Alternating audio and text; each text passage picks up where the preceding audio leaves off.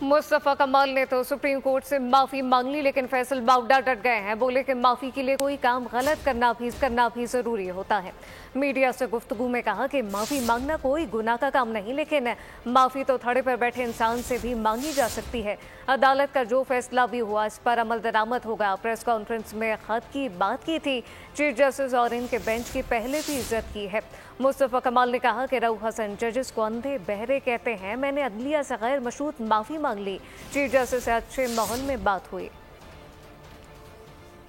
तो थड़े के ऊपर बैठे हुए आदमी से ही मांगी जा सकती है, कोई मसला नहीं, माफी मांगना कोई गुनाह नहीं है। लेकिन माफी के लिए कोई गलती भी तो करनी जरूरी है। जो चीफ जस्टिस साहब है उनकी ऑनेस्टी का मैं उनकी अपॉइंटमेंट से पहले भी कहा था, उनके बेंच की भी रिस्पेक्ट और ईमानदारी की बात है, तो मुझे उनके आगे तो पेश होने में कोई अबाम नहीं है। जो उनका फैसला होगा वो मैं मंजूर करूँगा। मैं बहुत रिस्पेक्टफुली उनकी कोर्ट की भी इज्जत करता हूँ और 3 जजेस की भी, बेंच की भी करता हूँ। जो रऊफ हसन साहब पीटीआई के जिस तरह के जुमले अदा कर रहे हैं, वो जजेस को डाउट कह रहे हैं, वो जजेस को अंधा गूंगा बहरा कह रहे हैं, मैं तो उसका सोच भी नहीं सकता। अगर फिर भी अदालत को किसी बात पे नागवारी गुजरी है, due to respect to the judiciary, हमने उस पर अपोलॉजी कर ली है, हमने उनको उस पर अपना टेंडर किया है, अपनी अपोलॉजी को अनकंडीशनल अपोलॉजी टेंडर की। मैं समझता हूँ कि आज का ये सारा माहौल बहुत जबरदस्त था, अच्छा था।